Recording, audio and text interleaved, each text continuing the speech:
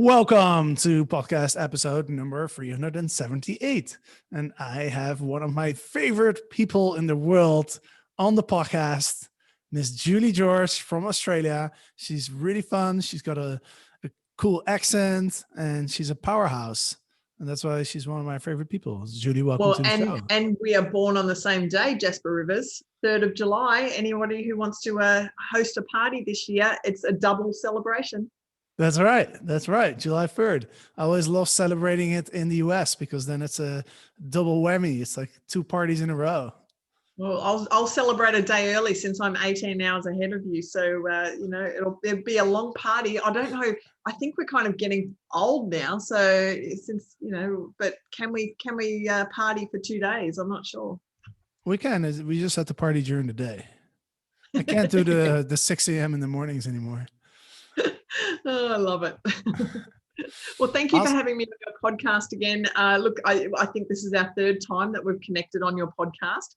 Always a pleasure. And it's great to connect with your audience because I know there is a big audience out there worldwide, and it's fabulous to be on the airwaves again. That's right. That's right. Now I'm excited to have you back. Last time was about 6 months ago. But back then you weren't officially on our team yet. And now you are a team member, right? Yay! So this is super exciting. So for those who don't know, Julie joined our team as a head coach for Legends X, which is super exciting. We'll talk about that too. But the topic for today is $1 million marketing secrets.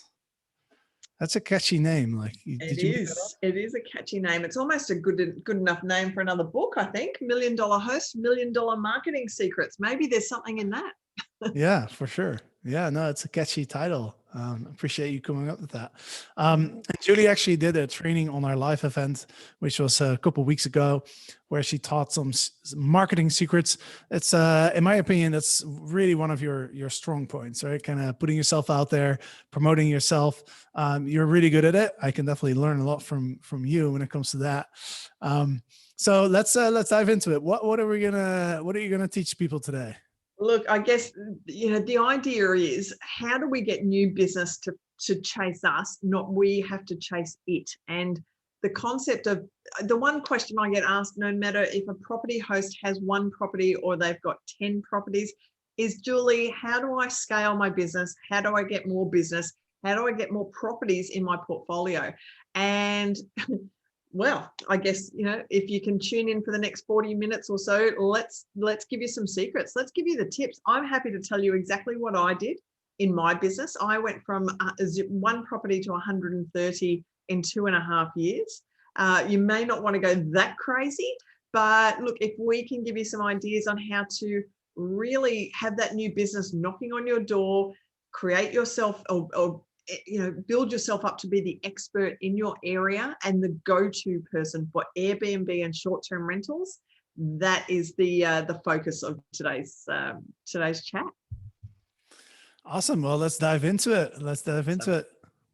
All right. Well, the very first thing is that we can't do marketing until we know what it is that we are marketing.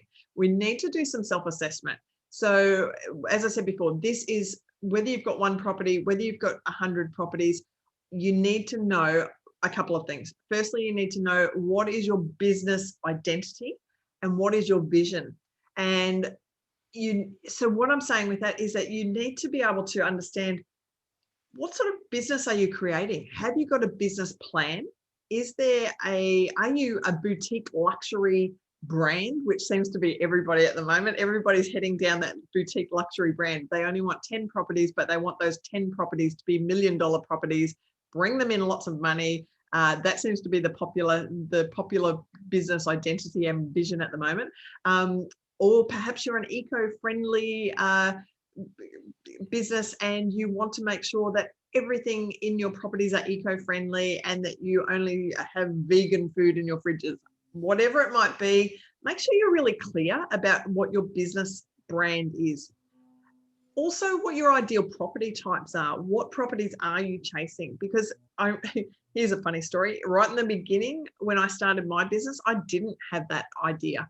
I was taking any property and every property that I could get my hands on. And I remember at one stage I was getting some bad reviews. I had two little properties that I was getting some pretty bad reviews about why there were police turning up, why there were people meeting outside and giving packages to each other outside the front doors.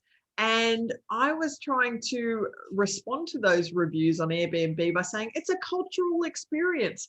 But really, those properties were situated in a building that was fondly known as the crack house to all of the locals. So after a few attempts at trying to discourage the bad reviews and defend these lovely little properties, I realized that they were not doing my reputation any good, and that my reviews on Airbnb, my reputation in the community for managing properties in the crack house, was probably not the reputation that I wanted out in the community. So I separated from those people, and it was really hard actually, because the lady that owned those two little units was a very good friend of mine. So I actually had to say to her, I'm sorry, it is not the direction that my company is headed in. We are looking at luxury properties. We're not looking for crack houses. We're not looking for the cultural experience of the drug deals in the middle of the night. I didn't actually say that to her, but that's what I was thinking. And so we separated.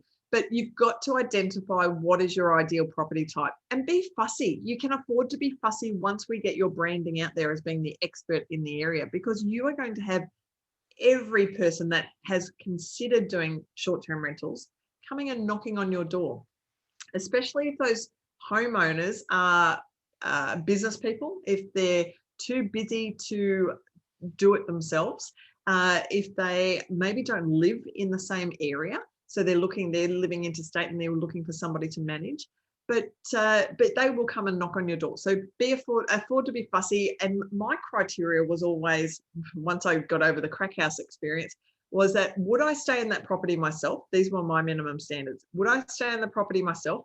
Is it air conditioned? Because I'm living in the tropics and you need air conditioning. Is there fast Wi-Fi? Because I need Wi-Fi in my life, on Zoom all the time.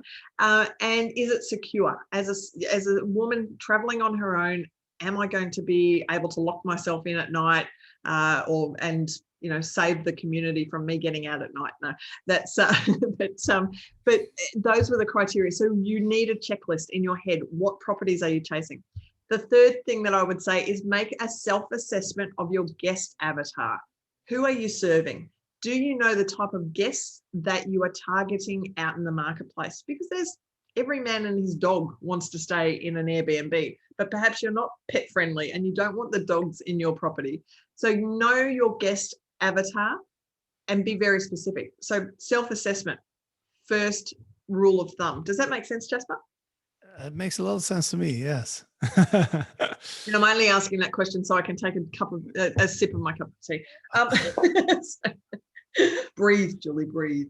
I get too excited about all of this stuff, obviously, because it just, I think the short-term rental industry changed my life, and within a couple of years, it's totally transformed my life. And I get super excited knowing that the advice that I can give, if people take action on some of this advice, it's going to change their lives too. And the biggest thrill that I get, and I know you do too, Jasper, is now when we get contacted by somebody who says, I followed your advice and I've just made my first $100,000, cha-ching. So that's where I get goosebumps now. I get super excited, and it's a real reward for me. So, okay, so we're talking marketing secrets. So you've assessed your brand. You know exactly what you're going to do. Second thing that we're going to do, and this is what I did right from the beginning, starting my business in Australia, was building my brand and becoming the Airbnb short-term rental expert in my community. How do you do that? Okay, so this is where I need everyone pens and paper out. I'm going to give you some ideas. Number one, traditional advertising. Now, everybody these days jumps onto the Facebook bandwagon, Instagram, Clubhouse, whatever, and they're fantastic, but everybody is doing it. So what can you do differently to stand out from any competitors that are in the marketplace? Very simply, I put a little bit of money. I had to pay for this traditional advertising. I looked for glossy magazines that were going to property investors.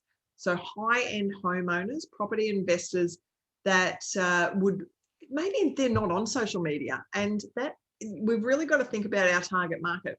I was chasing professional property investors who had more than one home, that maybe had a vacation home that they didn't use all of the time, and that would want to make money out of that property when they're not using it themselves. That was my ideal my ideal property owner avatar. How did I get to them? Glossy magazines. I put a full page article. I wrote an article and then a full page ad right next to it. So what the articles were about, I did 4 months in a row. I did a few different topics. I did what are the 10 top tips for listing a property on Airbnb.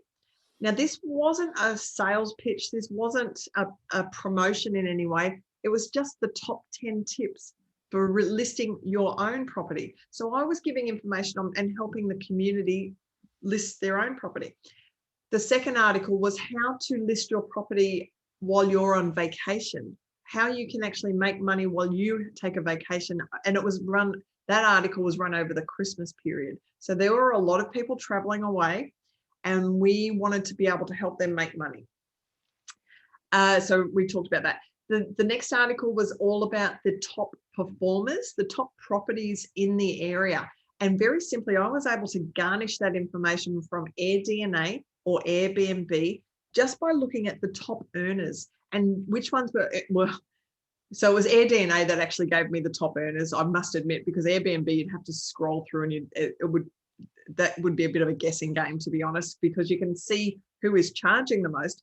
But on Airbnb, you can't actually tell 100% if that calendar is grayed out because it's blocked by a booking or by a homeowner using it themselves. So AirDNA is my go-to on that one.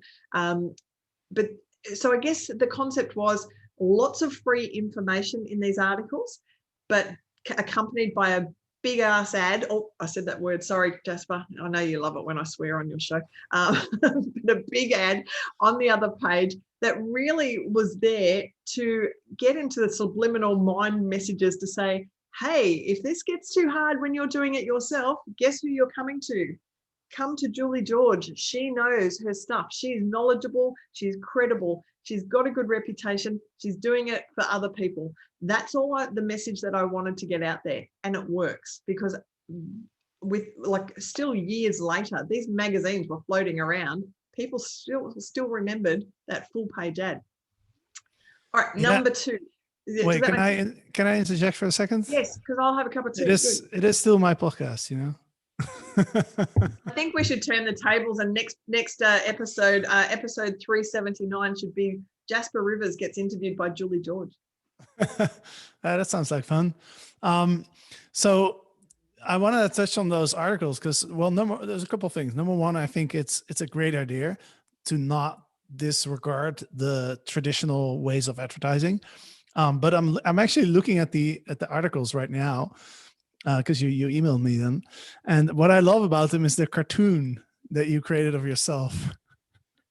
I knew you'd love that. It's funny. Every business I've ever created, I've gone along the route of doing a cartoon logo, and it works. It seriously works. Now, if you can imagine, if you don't know what we're talking about, get onto any of my social media. If you go back 12 months, you'll be able to see.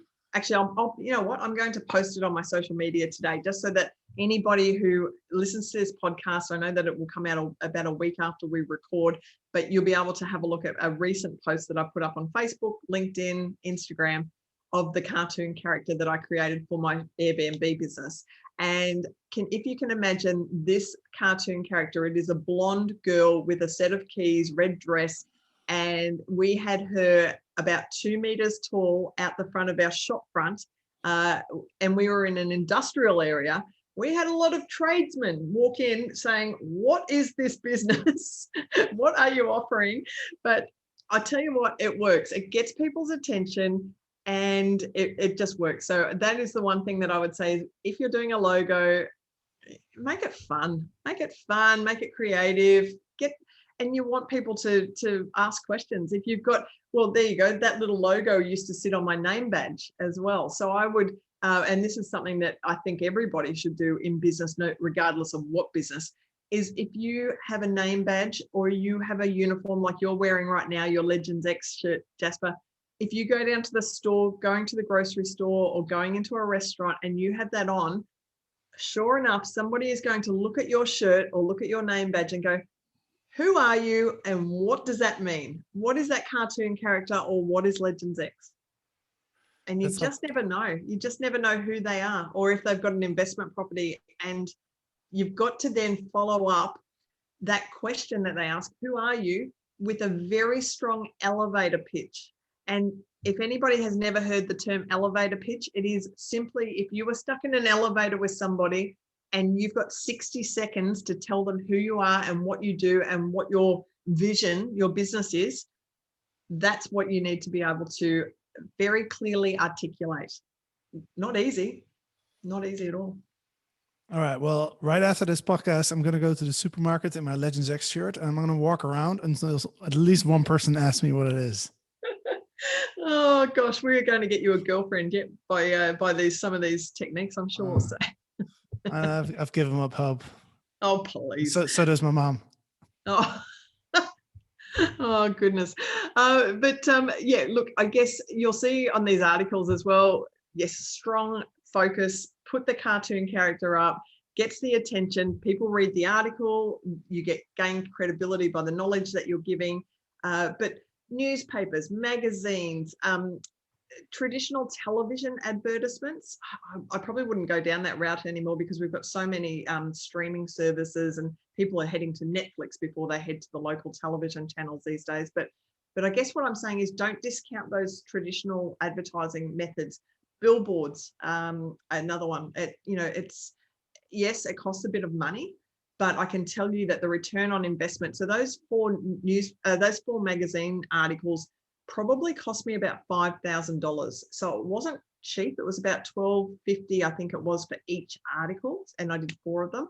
Am I adding my number? No, anyway, it was expensive, and I did take a risk in the beginning. But I can tell you that the amount of work that brought in was just phenomenal. Then, in the same breath, opening up a storefront, an office with a big ass, a big logo out the front, a billboard out the front. It honestly gave me such credibility in the community, and it just brought people into my office and people wanted to talk to me.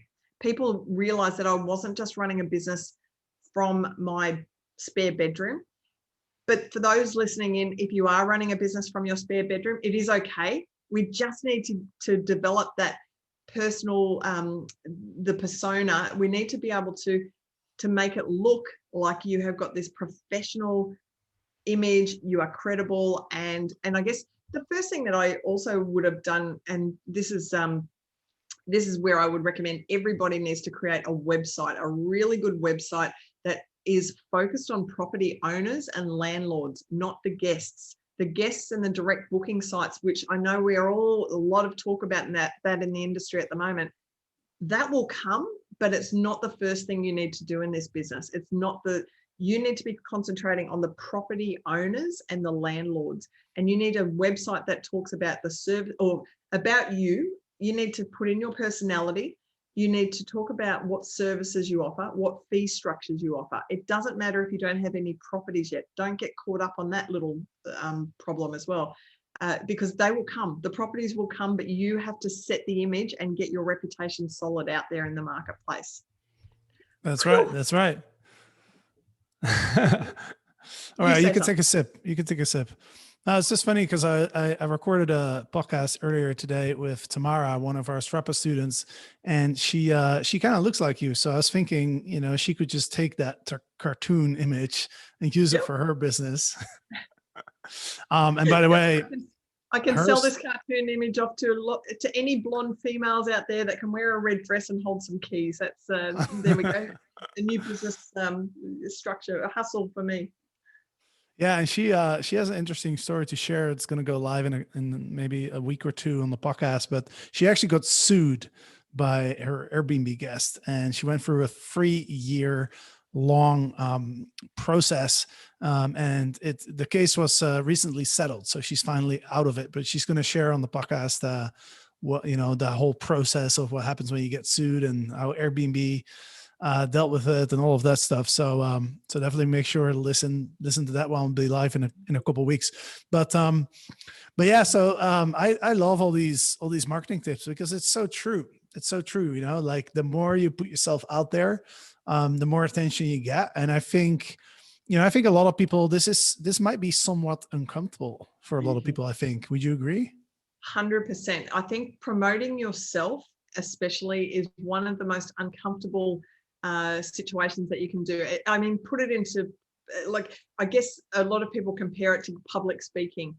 People don't like getting up and being the center of attention. It's not a natural thing. I mean, yes, I'm the queen of self-promotion. I have, put that no, sorry, Jasper. And usually it's funny. I sometimes have it upside down and just to see if people are paying attention. But no, I love promoting your books because I'm sure one day you'll give me a kickback for all the sales you're making. For the listeners who are not watching this on YouTube, Julie's just messing around with my book.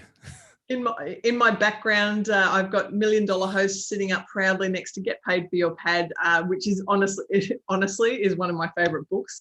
But I always have a friendly competition with my buddy Jasper to see whose book is on top. So, but yeah, when I saw the calendar invite for this podcast recording, and Julie put how to write a good book. Ha ha ha.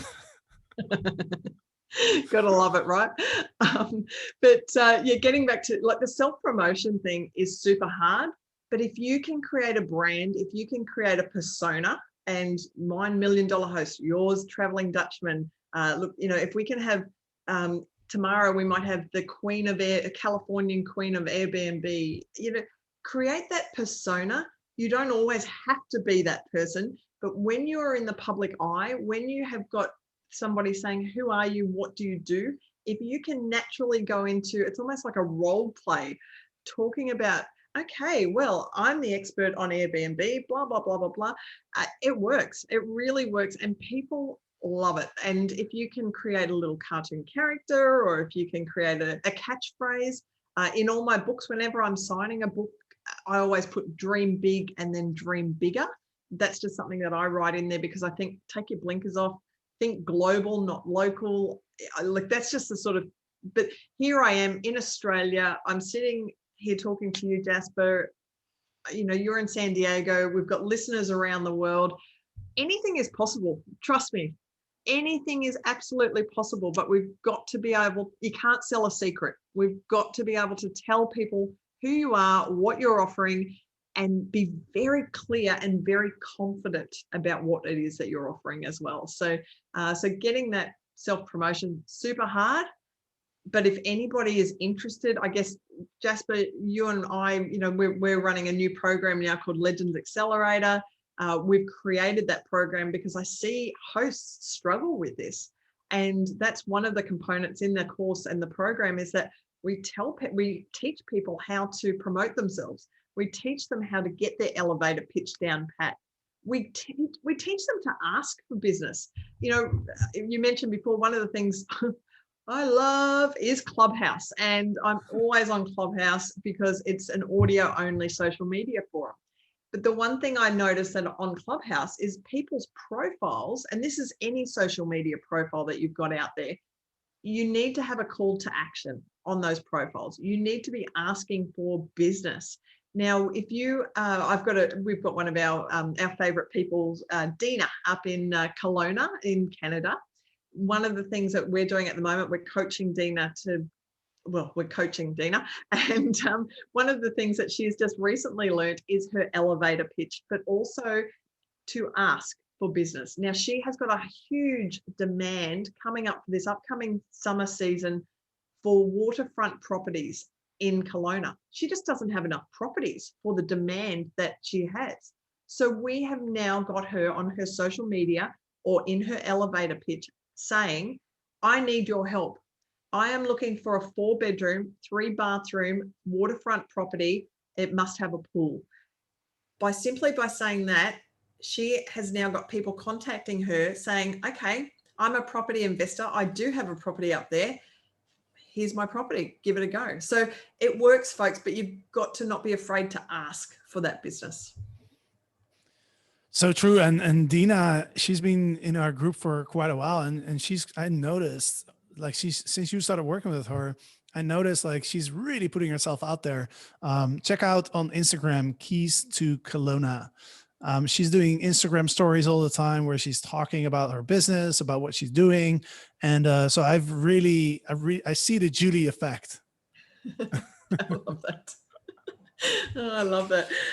The Julie effect is contagious, folks. So watch out. I'll be coming at you at some stage. But please don't be afraid to put yourself out there. Ask for business. And I guess the other secret to my success with marketing, and this is something that I think anybody can do straight away, and it's free, is create some strategic relationships in your community. Now, one of the most popular ones is with realtors, real estate agents. Don't see them as competition, and don't let them see you as competition in the area.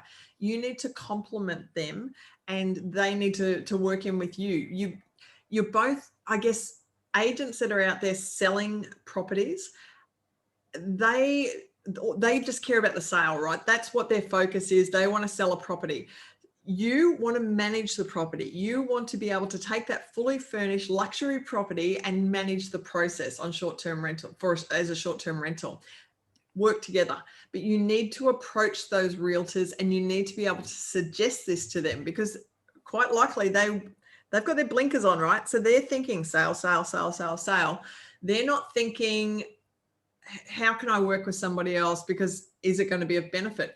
One of my favorite tips is to find the overpriced luxury furnished homes in your marketplace that are possibly going to sit on the market for a while because they are overpriced.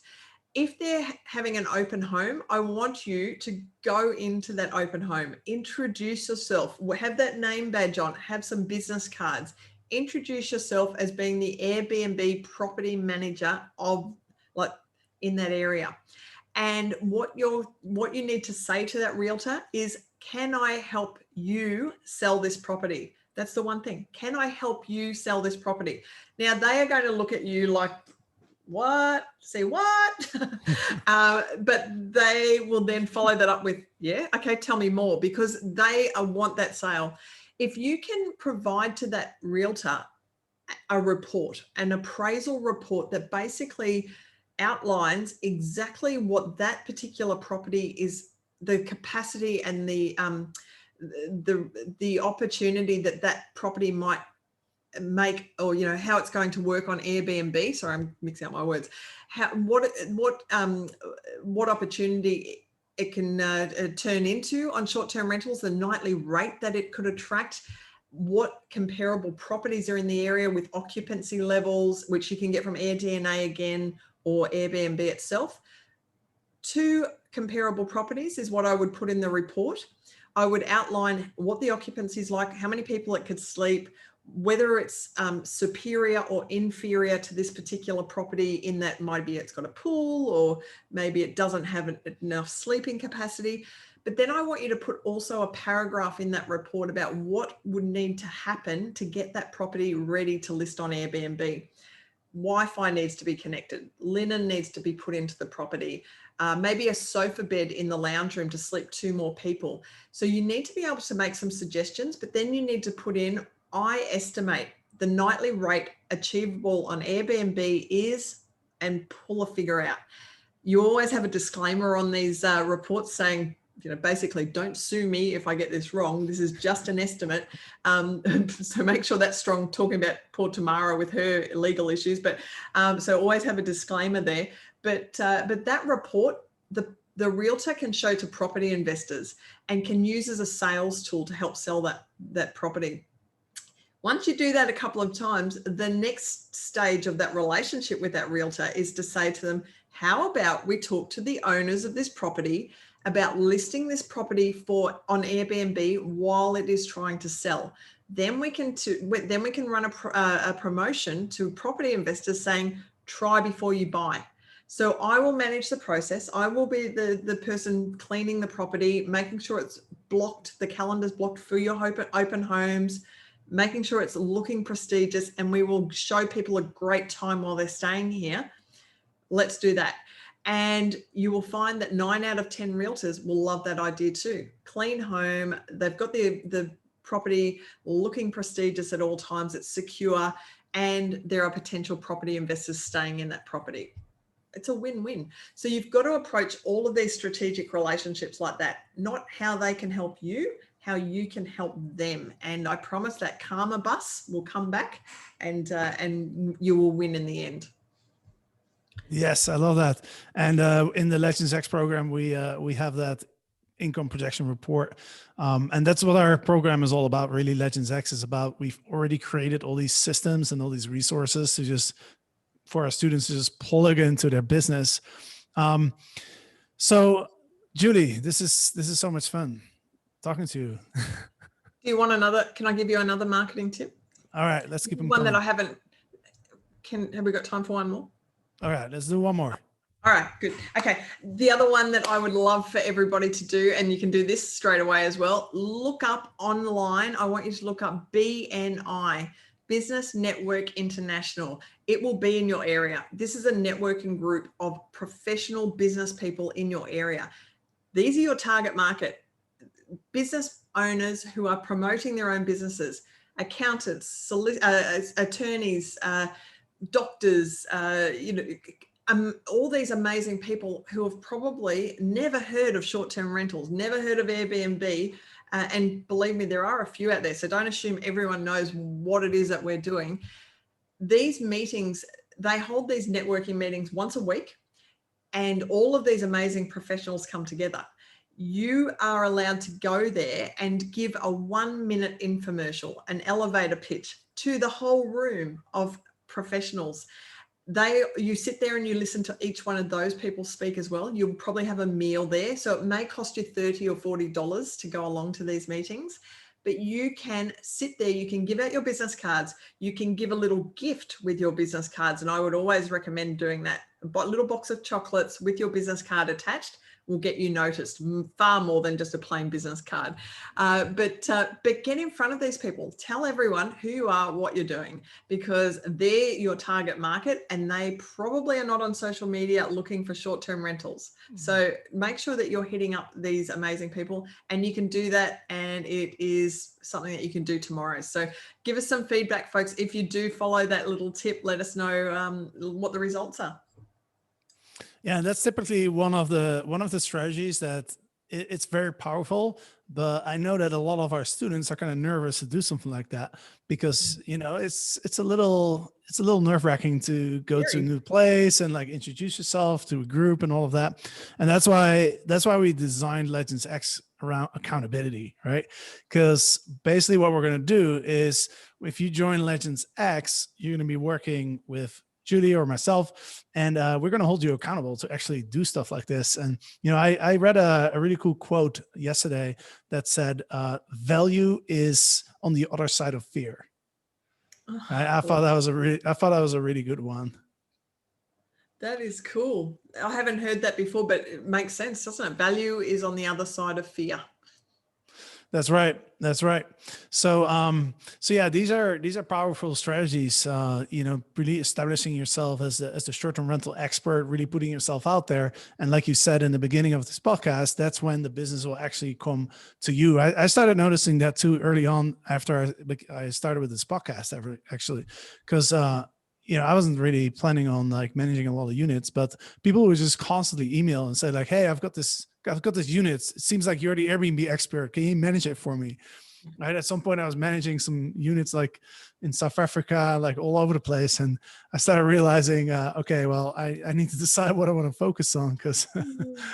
And that comes back to that business focus, because what you do find is once your popularity grows and the reputation grows, you do get offers from all over the place.